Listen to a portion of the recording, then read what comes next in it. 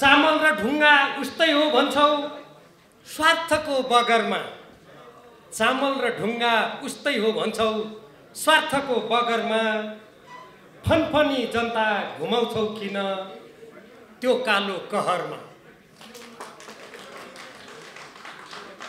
भन न भन तृप्ति तिमीलाई कहिले हुने हो।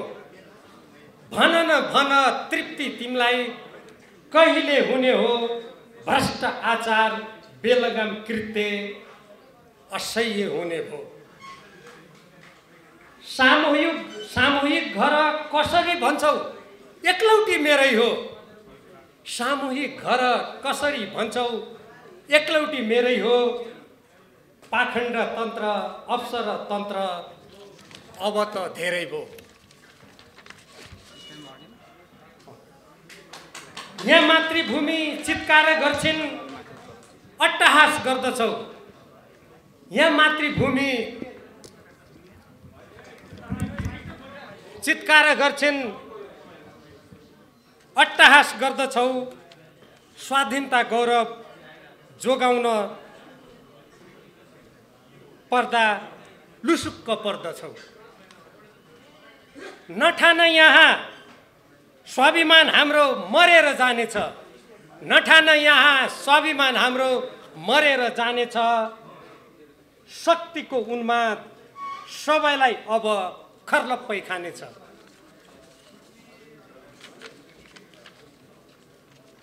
पत्रकार मित्रहरू, यहाँ उपस्थित हुनुभएका सम्पूर्ण दाजुभाइ तथा दिदीबहिनीहरू, आजको यस पत्रकार सम्मेलनलाई विभिन्न सञ्चार माध्यमबाट हेरिरहनुभएका, सुनिरहनुभएका आदरणीय दाजुभाइ तथा दिदीबहिनीहरू, तपाईहरू सबैलाई म हार्दिक अभिवादन र नमस्कार गर्न चाहन्छु।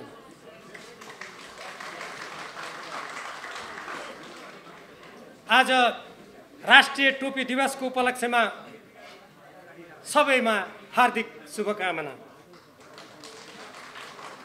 ग्रेगोरियन पात्रो मान्ने सबैमा नयाँ वर्ष 2025 को हार्दिक शुभकामना।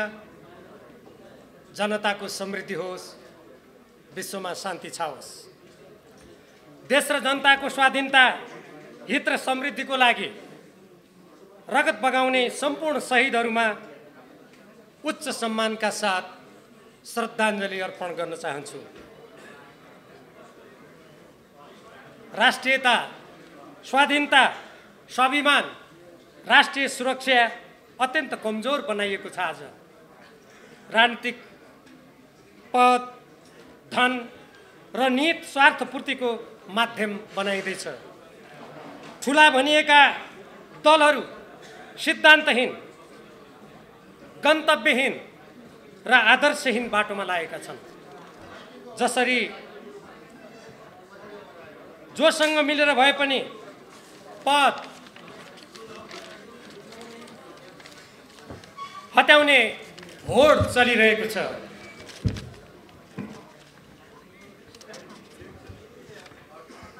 अन्तर्राष्ट्रिय सम्बन्ध र कूटनीति अत्यन्त फितलो र लज्जास्पद बनाइएको छ। असमान सन्धि सम्झौताहरूको भारी निरन्तर बढ्दो छ। राष्ट्रिय सम्पत्ति र सीमा असुरक्षित बनेका छन्। अर्थतन्त्र जर्जर र परिनिर्भर तुल्याइएको छ। बिचौलिया र दलालहरूको हातमा पुगेको छ। विप्रेसनको आधारमा अर्थतन्त्र थामिएको छ। कृषि, शिक्षा, स्वास्थ्य, यातायात लगायतका पूर्वाधार, उद्योग, व्यवसाय, पर्यटन, वन पैदावार लगायत प्राकृतिक स्रोत, रोजगारी लगायत सबै क्षेत्र देश र जनताको हित, आकांक्षा र आवश्यकता अनुरूप चलाइएका र निर्देशित गरिएका छैनन्। 1 करोड नेपाली त्यस बाहिर गएको 1/3 जग्गा बाँझो र झन्डै 5 लाख घर रित्तिएका छन्। देशको संस्कृति र मर्यादामा गम्भीर प्रहार भइरहेको छ। देशको चित्कार र जनताको पीडातर्फ ध्यान दिनुको साटो देशव्यापी भ्रष्टाचार काण्डहरूमा ठुला पदमा र जिम्मेवारीमा रहेकाहरू नै संलग्न रहेका घटनाहरू एकपछि अर्को उदाङ्ग भइरहेका छन्।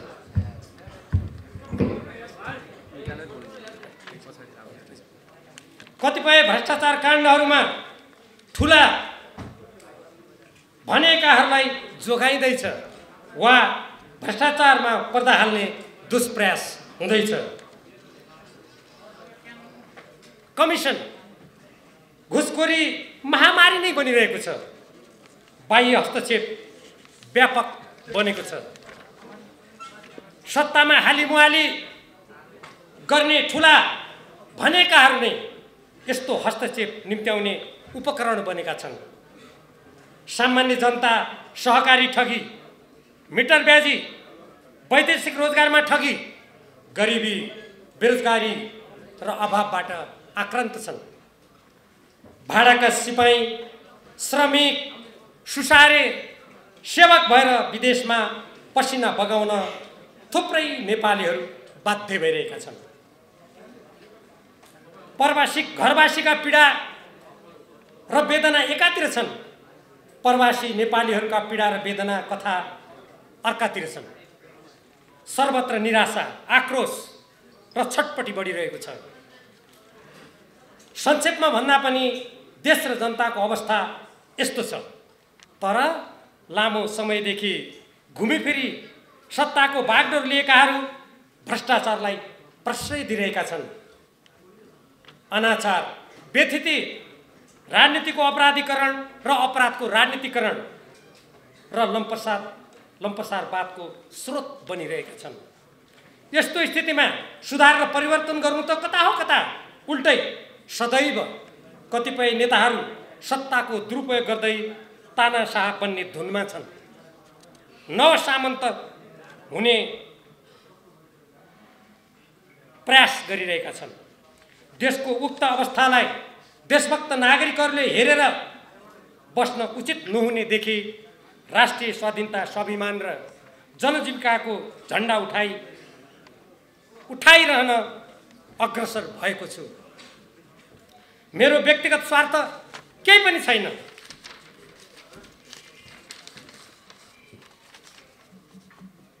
स्वदेश र प्रवासमा रहनुभएका सबै देशभक्त न्यायप्रेमी नेपालीहरूमा हातेमालो गर्दै नेपाल र नेपालीको भविष्य सुखद बनाउने र सुरक्षित गर्ने अभियानमा अगाडि बढ्न म कटिबद्ध छु। यस महान अभियानमा सामेल भई आफ्नो तर्फबाट योगदान गर्न सबै राजनीतिक दलका देशभक्त इमानदार नेता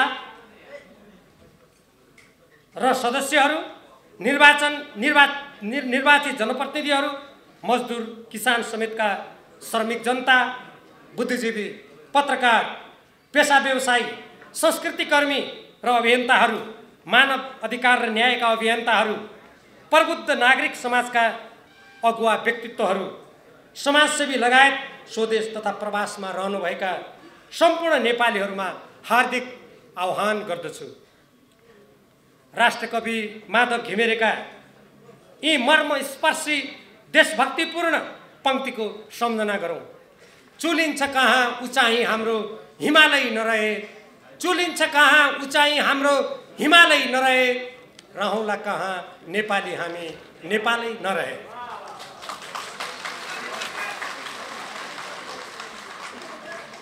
आदरणीय पत्रकार साथीहरू र उपस्थित सम्पूर्ण सहभागी मित्रहरू र यो प्रत्यक्ष प्रसारण सुनिरहनुभएका आदरणीय दिदीबहिनी तथा दाजुभाइहरू, अब म आजको परिस्थिति सिर्जना हुने प्रसङ्गका विषयमा प्रवेश गर्न चाहन्छु। मैले 5 दशक काम गरेको पार्टी देश र जनताको लागि उपयोगी होस् भन्ने उद्देश्यले यसका घोषित सिद्धान्त, नीति, कार्यक्रम, विधि र उद्देश्य विपरीत केपी ओलीबाट भइरहेका क्रियाकलाप औल्याउँदै आएँ। कतिको आलोचना गर्दै रहे। सुध्रिनुको साटो झन् आफैले प्रतिगामी भनेकाहरूसँग साँठगाँठ गर्दै देशभक्त मूल्य र मान्यतामा हिँड्नेहरू केपी ओली गुटको कोपभाजनमा पर्न थाले। यस्तै कोपभाजनमा पारेर निरङ्कुश अन्यायपूर्ण किसिमले सदस्यता नै खाएपछि पार्टीको कर्मठ सदस्यका रूपमा जीवन पर्यन्त रहिरहने मेरो अवस्था रहेन र आज देश र जनताको सर्वोपरि हितका खातिर विकल्प बाटोमा हिँड्न बाध्य भएको छु। 2021 साल कार्तिक 6 गते मलाई पठाइएको कथित स्पष्टीकरण पत्र हेर्दा एमालेको इतिवृत्तान्तको सम्झना भयो। आश्चर्य लाग्यो। स्पष्टीकरण पत्र हो या दोष पत्र, दुविधा भयो। पत्रमा मलाई सदस्य वा महाधिवेशन प्रतिनिधि परिषदको सदस्य केही पनि सम्बोधन गरिएको छैन। यो केपी ओली गुटको म प्रतिको चरम दोष, पूर्वाग्रह र निषेधात्मक मनस्थितिको प्रतिबिम्ब होइन र? विद्यार्थी आन्दोलनको क्रममा तत्कालीन पञ्चायती सरकारले 2032 सालमा केन्द्रीय कार्यालयमा थुनेको बेला त्यही नै मैले राधाकृष्ण मैनालीको हातबाट पार्टी सदस्यता पाएको थिएँ। अखिल नेपाल क्रान्तिकारी कम्युनिस्ट क्रान्तिकारी कोअर्डिनेसन केन्द्र मार्क्सवादी लेनिनवादी 2035 सालमा नेपाल कम्युनिस्ट पार्टी मार्क्सवादी लेनिनवादीका रूपमा पुनर्गठन भएपछि कारागारमा प्रतिक्रियावादीको घेरामा लिएको सदस्यता मान्य नहुने भन्दै पुनः सदस्यता लिएको थिएँ। पार्टी सदस्यता लिनुभन्दा 2 वर्ष अगाडिदेखि नै म प्रगतिशील राजनीतिमा क्रियाशील थिएँ। यसरी 51 वर्षको राजनीतिक जीवनमा मैले विद्यार्थी, बुद्धिजीवी, मानवाधिकार र पार्टी सङ्गठनको निर्माण, सञ्चालन र विस्तारमा निरन्तर योगदान गरेँ। पार्टी र सरकारका महत्त्वपूर्ण जिम्मेवारीमा रहेर देश, जनता र पार्टीप्रति इमान्दारीका साथ, कुशलताका साथ काम गरेँ। पार्टीमा विभिन्न समयमा उत्पन्न आन्तरिक समस्या र विभाजनलाई समेत मध्यस्थ र वार्ताकार भएर समाधान गर्न र रोक्न भूमिका निर्वाह गरेँ। यातायात र सञ्चारको अभाव भएको सुदूरपश्चिममा पार्टी सङ्गठन निर्माण र विस्तारमा नेतृत्वदायी भूमिका खेले। पार्टीका ठुला नेताहरूको प्रयासबाट समेत विस्तार हुन नसकेको प्रवास क्षेत्रको कामको जिम्मेवारी दिइएपछि संसारका 24 देशहरूमा नेपालीहरूका बीच सङ्गठन निर्माण र विस्तारको काम गरे। शान्ति प्रक्रिया, संविधान निर्माण लगायतका जटिल र कठिन कामहरूमा पार्टीले दिएको जिम्मेवारी अनुसार भूमिका पुरा गरे। मैले जति पनि जिम्मेवारी लिएँ वा काम गरेँ सदैव देश र जनताको हित, स्वाधीनता, स्वाभिमानलाई सर्वोपरि राखेँ। सिद्धान्त, आदर्श र इमान्दारीलाई आत्मसात गरेँ। तर मेरो 49 वर्षको पार्टी सदस्यता खोज्ने र 51 वर्षको राजनीतिक जीवन समाप्त गर्न खोज्ने पार्टीले प्रतिक्रियावादी र देशघाती भनेकाहरू भ्रष्ट, अनैतिक, बिचौलिया र दलालहरूसँग साँठगाँठ गरी केपी ओलीले देशमा के सुशासन र समाधान ल्याउन खोज्नु भएको भनी पत्याइदिनु पर्ने हो र? मलाई महाधिवेशनमा अध्यक्षको पदमा किन उठेको भन्ने जस्तो प्रश्न गरेको पढ्दा प्रति प्रश्न गर्न मन लाग्यो। तपाईँ केपी ओली 8औं महाधिवेशनमा झलनाथ खनाल र 9औं महाधिवेशनमा माधव कुमार नेपालसँग प्रतिस्पर्धा गरी किन अध्यक्षमा उठ्नु भएको हो?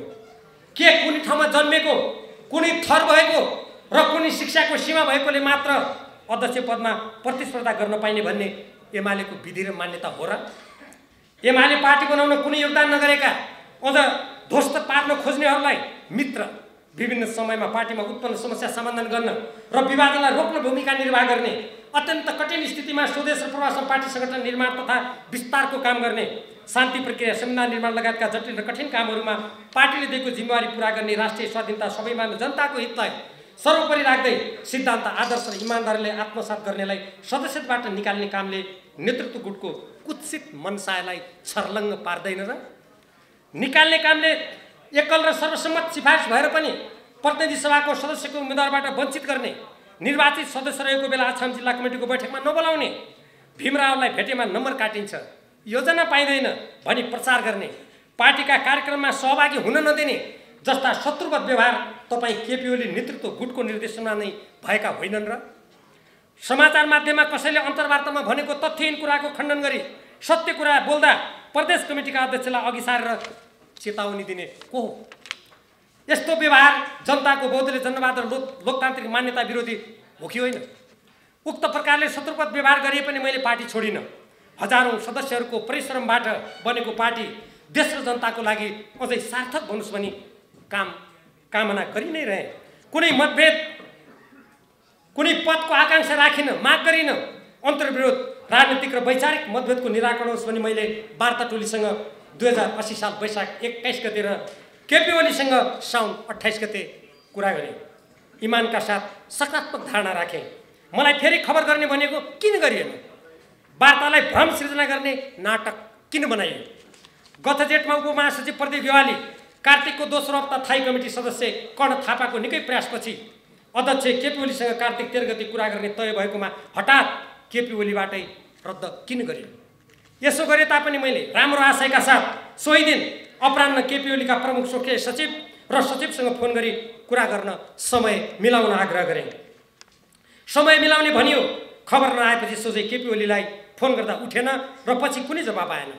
कार्तिक 14 गते उपमहासचिव विष्णु रिमाल, 15 गते प्रदीप गेवाली, 16 गते उपाध्यक्षहरू युवराज गेवाली र सुरेन्द्र पाण्डे, 17 गते वरिष्ठ उपाध्यक्ष ईश्वर पोखराल, सचिव गोकर्ण विष्ट र थाई कमिटीका सदस्य छविलाल विश्वकर्मा, 18 गते विष्णु पौडेलसँग कुरा गरी अध्यक्ष ओलीसँग वार्ताको प्रस्ताव गरेको थिएँ। यही अवधिमा सचिवालयका केही सदस्यसँग फोन गर्ने प्रयास सफल भएन भने उपमहासचिव पृथ्वी सुब्बा गुरुङ र सचिव योगेश भट्टराईलाई फोन गर्दा पछि गर्ने भनिएकोमा कुरा हुन सकेन। यस सम्बन्धमा केपी ओली निकट भनिएका प्रदेश र जिल्लाका कतिपय नेताहरू समेतसँग मेरो कुरा भयो। यति गर्दा पनि मसँग कुरा नगर्नुको कारण केपी ओलीमा रहेको दम्भ, बदला, निषेध, दुराग्रह र अहिष्णु प्रवृत्ति थियो भन्ने स्पष्ट हुँदैन र? अनि अहिले आएर भीमरावले पार्टीसँग सम्पर्क गरेन र कुनै कुरै गर्न चाहेन भन्नु कुप्रचारको भद्दा शैली होइन र? पार्टी विरोधी बिचौलिया र दलालहरूसँग हातेमालो गर्ने तर मसँग कुरासम्म गर्न नचाहने र सदस्यबाट निष्कासन गरिएको निर्णय गर्नेहरूले उल्टै मैले कुरा गर्न र सुन्न नचाहेको भने कुप्रचार गर्नु दुष्टता ठहरिँदैन र? राष्ट्रको हित, सिद्धान्त, आदर्श, जनाधिकार, विधि, पद्धति तथा पार्टी एकतालाई गौण ठान्दै पद र स्रोतका लागि तल्लीन हुनेले देशभक्त, समानता, न्याय, विधि, सुशासन र इमान्दारीका पक्षधरलाई दुत्कार्नु मलाई आश्चर्य लागेको छैन। केपी ओलीको त्यस्तै सोच, चरित्र, व्यवहार तथा निरङ्कुश, स्वेच्छाचारी र तानाशाही सत्ता उन्माद मेरो सदस्यता खारेजीको कारण बनेको छ। पार्टीको गरिमामाथि धप्पा नलागोस् भनी अभिव्यक्ति दिनुहुने थाई कमिटीका सदस्य डाक्टर बिन्दा पाण्डे र केन्द्रीय कमिटी सदस्य उषा किरण तिमिल सिन्हालाई निलम्बन गरिएको छ। केपी ओलीले हामीहरूलाई कथित कारबाहीको प्रस्ताव राख्दा त्यसको विरोध गर्ने सचिवालयका 7 जना नेताहरूलाई धन्यवाद दिन चाहन्छु। उहाँहरूले भनेको कुराप्रति केपी ओलीको व्यवस्थाले निरङ्कुशताको झल्को दिँदैन र? सदस्यताको खारिजबाट मेरो मन मस्तिष्कमा अंकित मातृभूमि नेपाल र नेपालीहरूको सर्वोपरि हित, स्वाधीनता, स्वाभिमान, गौरव र समृद्धिको लागि कटिबद्ध रहने सङ्कल्प मेटिने छैन। त्यस्तै पार्टी कार्यकर्ता र जनसमुदायको हृदयमा मप्रति रहेको धारणा, सद्भाव र स्नेह कदापि मेटिने छैन। मैले 50 वर्ष अघि राजनीतिमा पाइला टेक्दा देश र जनताको सर्वोपरि हित, स्वाधीनता र स्वाभिमानको लागि जुन सङ्कल्प, दृढता र समर्पणको बाटो समातेको थिएँ, अहिले पनि म त्यसमा उच्च मनोबलका साथ दृढ छु। देशभक्त, न्यायप्रेमी जनताको साथ निरन्तर मात्र होइन, अझ व्यापक हुनेमा म विश्वस्त छु। मलाई विगतका कुरा कोट्याएर घाउ कोट्याए जस्तो गर्न मन लागेको थिएन, तर कथित स्पष्टीकरणमा र सदस्यता हटाउने अन्यायपूर्ण निर्णयपछि पुराना कुरा समेत कोट्याउँदै केपी गुटले झुट्टा र निराधार प्रचार तथा भ्रम सिर्जना गर्ने दुष्प्रयास गरेकोले सत्य तथ्य यहाँ भन्न बाध्य भएको छु। जीवन र जगतमा चाहिँ पार्टीमा अन्तर्विरोध थिए, छन् र हुनेछन्। अन्तर्विरोधको व्यवस्थापन गर्ने दायित्व नेतृत्वको हुन्छ, तर नेकपा एमाले र नेकपा माओवादी केन्द्र एकीकरणपछि बनेको नेपाल कम्युनिस्ट पार्टीमा अन्तर्विरोधको सिर्जना गर्ने, चर्काउने मुख्य पात्र केपी ओली नै भएको धेरै तथ्यले पुष्टि गर्दछ। अब कथित स्पष्टीकरणको चर्चा गरौँ। नेकपा एमाले केन्द्रीय कार्यालयको चलानी र महासचिव शङ्कर पोखरेलको हस्ताक्षर भएको स्पष्टीकरण पेश गर्ने सम्बन्धमा भन्ने पत्र 2021 साल कार्तिक 6 गते हात पर्यो। मैले पत्रलाई राम्ररी गम्भीर किसिमले पढेँ। एकपटक मेरो मानसपटलमा नेकपाको 75 वर्ष र अखिल नेपाल क्रान्तिकारी कोर्डिनेसन केन्द्र मार्क्सवादी लेनिनवाददेखि हालसम्मको एमालेको इतिवृत्तान्तको सम्झना भयो। अनि आश्चर्य लाग्यो, स्पष्टीकरण पत्र हो या दोष पत्र भन्ने दुविधा भयो। पत्र कमरेड भीमबहादुर रावल नेकपा एमालेलाई सम्बोधन गरी लेखिएको रहेछ। मेरो नाममा सदस्य वा पद उल्लेख गरिएको छैन। म छक्क परेँ, पार्टीको सदस्य या कुनै स्थान नभएको व्यक्तिलाई स्पष्टीकरण सोधिन्छ र? मैले भनिरहनु पर्दैन, म कार्तिक 6 गतेसम्म महाधिवेशन प्रतिनिधि परिषदको सदस्य नै हो। गाउँ बस्तीमा जाँदा मलाई कुनै पद नभएको भने निषेध गर्न लगाइए पनि उक्त पद भएकाहरूलाई महाधिवेशन प्रतिनिधि परिषदको सदस्य बनी आसन ग्रहण गराइएको मैले देखेको र जानेको थिएँ। म सदस्य पनि त हुँ नि, तर मलाई पार्टी गतिविधिमा निषेध गरिएका अनेकौं घटनाक्रमले सम्झायो। यसरी कुनै स्थान उल्लेख नहुनु केपी ओली गुटको मप्रतिको चरम द्वेष, पूर्वाग्रह र निषेधात्मक मनस्थितिको प्रतिबिम्ब हो। मलाई विगतका कुरा कोट्याएर घाउ कोट्याए जस्तो मन गर्न लागेको थिएन, तर म यी कुरा अहिले यहाँ उल्लेख गर्दैछु। कथित स्पष्टीकरणबारे केपी ओलीले नै स्पष्ट पार्नुपर्ने। कुनै संस्थामा कार्यरत व्यक्ति वा त्यसको सदस्यलाई तत्काल गरिएको कुनै कामबाट संस्थाको विधान वा हित विपरीत काम भएको लागेमा वा देखिएमा व्यक्तिको पृष्ठभूमि र पर्न सक्ने असरलाई ध्यानमा राखेर पहिले छलफल वा कुरा गरिन्छ। राजनीति त झन् आस्था, विश्वास र पारस्परिक सम्मानको आधारमा सञ्चालन हुने हुँदा छलफल र संवादले प्राथमिकता पाउँछ। निर्देशनको आधारमा चल्नुपर्ने प्रशासनिक क्षेत्रमा समेत लिखित रूपमा कसैसँग स्पष्टीकरण सोध्नु अघि कुरा गर्ने सामान्य परिपाटी छ। यस्तो सामान्य परिपाटी विपरीत केपी ओलीबाट म जस्तो पार्टीमा 5 दशक अनेकौं जिम्मेवारी र योगदान गरेको व्यक्तिसँग छलफल र कुरा नगरी सोधिएको कथित स्पष्टीकरण प्रथम दृष्टिमा नै पूर्वाग्रह, प्रतिशोध र निषेधको मानसिकताको उपज भएको स्पष्ट हुन्छ। अझ 1 दशकदेखि 3 वर्ष अघिका एकदेखि 3 वर्ष अघिका कुरा कथित स्पष्टीकरणमा सोधिनु हास्यास्पद छ। अत यस्तो कथित स्पष्टीकरणको मैले जवाब दिनुभन्दा स्वयं केपी ओलीले नै नेकपा एमालेका देशभक्त, इमानदार पंक्ति र नेपाली जनतालाई थुप्रै प्रश्नहरूको जवाब दिनुपर्ने देखिन्छ। पहिले कथित स्पष्टीकरणकै सन्दर्भ हेरौँ। 1. महाधिवेशनलाई एकताको महाधिवेशनको रूपमा हुन नदिएको। 1 पत्रमा महाधिवेशनको बन्द सत्रको हल र पार्टी अध्यक्ष समेतले तपाईलाई पार्टी उपाध्यक्ष पदमा उम्मेदवारी दिएर महाधिवेशनलाई एकताको महाधिवेशनका रूपमा सम्पन्न गर्नु गरेको आग्रह अस्वीकार गरी तपाई स्वयंले निर्वाचनमा जान चाहेको भनेको रहेछ। कति हास्यास्पद, झुट्टा। महाधिवेशनको कार्यक्रम तय गर्नुको लागि पूर्व तयारीका लागि केन्द्रीय कार्यालय च्यासलमा बसेको थाई कमिटीको बैठकमा मैले पार्टी विभाजन आएको बेला नेतृत्व चुन्ने महाधिवेशनमा कसरी जाने, सहमति गर्ने कि स्वच्छ निर्वाचन गर्ने भनी प्रश्न गर्दै छलफल गरौँ भनेको थिएँ। अध्यक्ष ओलीले छलफल नै गर्न नदिएपछि, अरू सबै मौन रहेपछि मैले भनेको थिएँ यस विषयमा छलफल नहुने हो भने म केन्द्रीय कमिटीको अध्यक्ष पदमा उम्मेदवारी दिन्छु। तर दम्भपूर्ण शैलीमा जसले जेमा उठे पनि हुन्छ भन्दै छलफल गर्न दिने तपाईँ केपी ओली होइन र?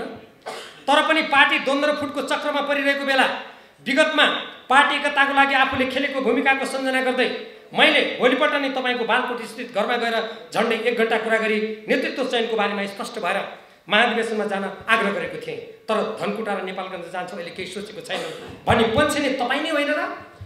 वस्तुत महाधिवेशनको मुखमा पार्टीको रकम खर्च गरेर हेलिकप्टरबाट प्रचारमा जानु आफैमा एमालेको परम्परा विपरीतको अनैतिक काम थिएन र? महाधिवेशन नेतृत्व चयनको लागि आयोजना गरेको थियो। त्यहाँ जोइ कोहीले जुनसुकै पदमा उम्मेदवारी दिन पाउने अधिकार थियो। मैले त पहिले नै घोषणापत्र सहित अध्यक्षको पदमा उम्मेदवारी दिइसकेको थिएँ।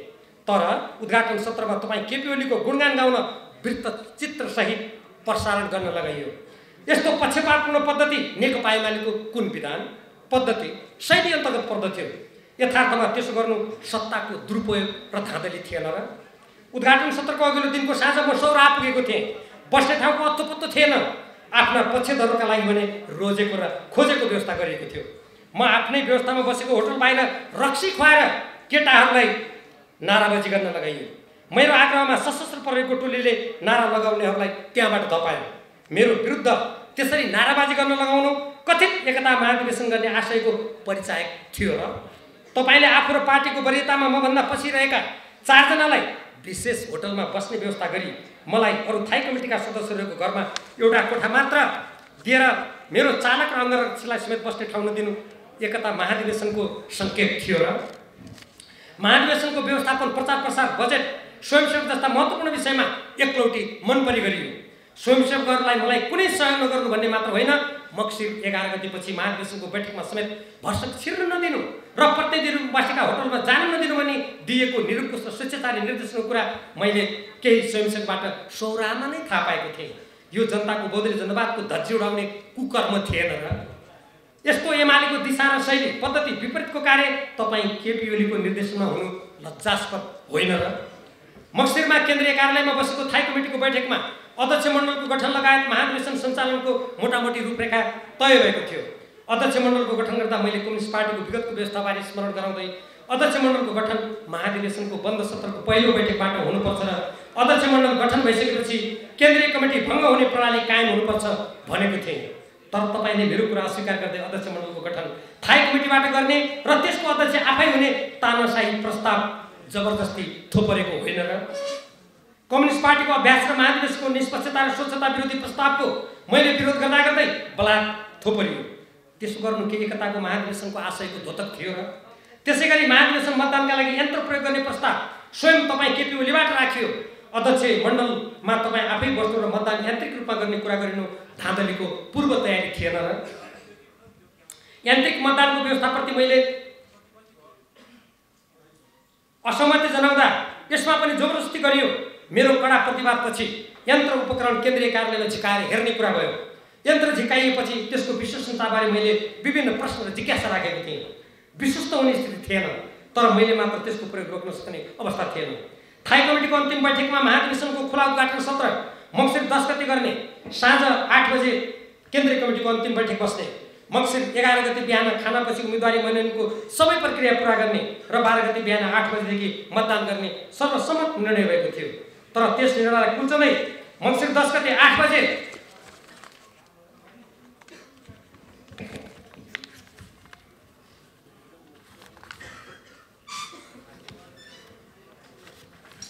कमिटीको बैठक गरिएन। मन परेको किसिमले दिनभर थाकेका सदस्यहरूलाई राति 10:30 बजे निद्रा लाग्ने बेला बोलाइयो। बैठकमा केन्द्रीय कमिटीका थोरै सदस्यहरूको उपस्थित थियो। कति उगिरहेका थिए। बैठक बस्ने होटल बाहिर झापा समेतका अनाधिकृत मानिसहरू र ठुलो सङ्ख्यामा कथित स्वयंसेवकको जमघट गराइएको थियो। थाई कमिटीको कुनै बैठक नगरी केन्द्रीय कमिटीको सङ्ख्या 225 रहने विधान महाधिवेशनबाट पारित विधानको व्यवस्थालाई कुल्चँदै हठात 301 सदस्य रहने निर्णय सुनाइयो। यसरी प्रस्तावित निर्णय कुन बैठकबाट भएको थियो? थाई कमिटीको पूर्व निर्णय अनुसार मङ्सिर 11 गते बिहानको खानापछि उम्मेदवारी दर्ताको प्रक्रिया सुरु गर्न दिइएन। यसबारे अध्यक्ष मण्डलको बैठक बोलाइएन। आफू र निकटका 3 जनाका लागि छुट्टै बस्ने व्यवस्था गरी त्यहीबाट गुट सञ्चालन र षड्यन्त्र गर्दै महाधिवेशनको बैठक 2 दिनसम्म हुन नदिने काम तपाईँबाट भयो। अध्यक्ष मण्डलको बैठक नगरी कसैलाई उम्मेदवार हुन नदिई स्वेच्छाचारी किसिमले केन्द्रीय कमिटीका 301 सदस्यहरूको नाम मङ्सिर 12 गते राति बोलाइएको महाधिवेशनको बैठकमा वाचन गर्न लगाइयो। मैले तपाईँ केपी ओलीलाई पदाधिकारीको नाम खै त भनेर सोधेपछि मेरै अगाडि आफैले सबैको नाम लेखेर वाचन गर्नुभयो। के यस्तो काम एकताको महाधिवेशनको कुरासँग मेल खान्थ्यो र? सबै पदाधिकारीको नाम मन लाग्दै लेखेर पढ्न लगाउने अधिकार तपाईँलाई कसले दिएको थियो? यस्तो कार्य नेकपा एमालेको विधि पद्धति र परम्पराको विपरीत भएकोले मैले त्यसलाई अस्वीकार गर्दै प्रतिनिधिहरूको चुन्ने र चुनिन पाउने अधिकारको सम्मान गर्न आग्रह गरेको हो। के तपाईँ केपी ओली वा निकटका कुनै व्यक्ति वा अध्यक्ष मण्डलको बैठक बोलाइ मलाई नेतृत्वको चयन कसरी गर्ने तथा कसको के जिम्मेवारी हो भन्ने बारे आग्रह वा जानकारी गराइएको थियो र? 2 दिनसम्म प्रतिनिधिहरूलाई अलपत्र पार्दै उपकोटका केहीलाई साथमा लिएर आफूले मन नपराएका सम्भावित उम्मेदवारहरूलाई एक गरी बोलाउँदै धम्क्याउने र प्रलोभन दिने कार्य गरिएको होइन र? के त्यस्तो कार्य मार्क्सवाद लेनिनवाद, जनताको बौद्धिक जनवाद, न्याय, समानता र लोकतन्त्रसँग मेल खान्थ्यो र? त्यसलाई मानिदिनु पर्थ्यो र? यदि चुन्ने र चुनिन पाउने वा उम्मेदवार हुन पाउने अधिकार नेकपा एमालेको महाधिवेशनमा अभ्यास गर्नु नै उचित थियो भने मैले अघि नै भने 8औं महाधिवेशनमा अध्यक्ष पदका लागि तपाईँ स्वयं झलनाथ खनालसँग र 9औं महाधिवेशनमा माधव नेपालसँग किन प्रतिस्पर्धामा उत्रेको त? मैले सहमतिका लागि थाई कमिटीको बैठकमा तपाईँको घरमा गएर गरेको आग्रहलाई लत्याएपछि महाधिवेशन 2 दिनसम्म हुन नदिई अध्यक्ष मण्डलको बैठक नै नगरी जबरजस्ती मन परेको किसिमले नामावली वाचन गरेपछि त्यसको विरोध गरेको हो। महाधिवेशन प्रतिनिधि र बैठकको गरिमा र औचित्यको रक्षा गरियोस् भनी आवाज उठाएको हो, अडान राखेको हो। यस्तो तथ्यको विपरीत पार्टी अध्यक्ष र बैठकले गरेको आग्रहलाई मैले अस्वीकार गरेको भने कुप्रचार गर्नु, झुट्टा कुरा गरेर आफूलाई सही देखाउने व्यर्थको अभ्यास बाहेक केही पनि होइन। यस्तो षड्यन्त्रपूर्ण काम र कुरा पार्टी र देशको नेतृत्व गर्ने व्यक्तिले गर्नु आपत्तिजनक हुँदैन र? अध्यक्ष पदमा उम्मेदवारी दिए बापत स्पष्टीकरण खानुपर्ने र मेरो सदस्यता नै तपाईँले खान मिल्छ र? पदाधिकारीको उम्मेदवार स्वतः केन्द्रीय सदस्यको उम्मेदवार हुने व्यवस्था नमानेको बारे 2078 साल असोज 15 देखि 17 गतेसम्म भएको विधान महाधिवेशनको पूर्व सन्ध्यामा केन्द्रीय कार्यालयमा बसेको बैठकमा मैले पदाधिकारीमा उम्मेदवार दिने व्यक्तिको सदस्यमा स्वतः उम्मेदवारी रहने व्यवस्थाको बारेमा अबको विधानमा के हुने भन्ने कुरा उठाएको थिएँ। तपाईले त्यस्तो पदेन व्यवस्थाले पार्टीमा समस्या भयो, अब त्यस्तो व्यवस्था रहँदैन भन्नुभएको होइन र? सोही अनुसार विधान महाधिवेशनबाट पारित विधानको धारा 61 मा त्यस्तो व्यवस्था राखिएन। मैले सोही अनुरूप 10औं महाधिवेशनमा अध्यक्ष पदमा उम्मेदवारी दिएपछि केन्द्रीय सदस्यमा मेरो उम्मेदवारी नरहनु स्वाभाविक होइन र? 10औं महाधिवेशनको संशोधन सहित भनी प्रकाशित विधानको धारा 61(3) मा केन्द्रीय कमिटीको पदाधिकारीमा उम्मेदवार भएको व्यक्ति खुलातर्फ सदस्य पदको समेत उम्मेदवार हुनेछ भन्ने लेखिएको देख्दा मलाई आश्चर्य लागेको छ। यस्तो विधान महाधिवेशनबाट पारित विधानको व्यवस्थाभन्दा फरक विषयमा 10औं राष्ट्रिय महाधिवेशनमा कहीँ कतै र कहिले पनि न छलफल भयो न त यस्तो विषय पारित नै भयो। उम्मेदवारी दर्ता गर्ने बेलासम्म त पार्टीको संगठनात्मक नीतिगत कुनै पनि कुरामा महाधिवेशनको कुनै बैठक नै गरिएन। विधानमा राखिएको व्यवस्था स्वेच्छाचारी किसिमले पछि थपेर राखिएको छ। यसो गर्नु नेकपा एमालेको विधि मूल्य मान्यता र सिद्धान्त विपरीत भएन र? अलोकतान्त्रिक भएन र? अझ तपाईले केन्द्रीय सदस्यको उम्मेदवारी नदिएको खुलासा गर्दै प्रतिनिधिहरूलाई मतदान नगर्नु समेत अनुरोध गर्नुभयो भने पत्रमा लेखेको देख्दा यतिसम्म झुट कुरा लेख्न कसरी सम्भव भयो होला भने मलाई आश्चर्य लागेको छ। पहिलो कुरा त मैले अध्यक्ष पदमा उम्मेदवारी दिएपछि पत्रकारले के पदमा उम्मेदवारी दिनुभयो भने सोधेको प्रश्नको उत्तरमा मैले अध्यक्ष पदमा दिए भन्ने बाहेक केही भनेकै छैन। दोस्रो, सौराहामा मैले सदस्य पदमा मतदान नगर्न भनी प्रतिनिधिलाई अनुरोध गरेको भन्नु भ्रम सिर्जना गर्ने तल्लो तहको दुष्प्रयास मात्र हो। मेरो पक्षमा रहेका प्रतिनिधिहरूलाई हप्की गर्ने, धम्क्याउने, मेरो घोषणापत्र थुतेर च्यात्ने, प्रतिनिधिहरूलाई मेरो नजिक जान नदिने र प्रतिनिधिहरू बसेको स्थानमा मलाई जान नदिने जस्तो अत्यन्त निरङ्कुश कार्य तपाईँ केपी ओलीको निर्देशनमा भएको तथ्य यहाँ सम्झाउनु पर्छ कि पर्दैन?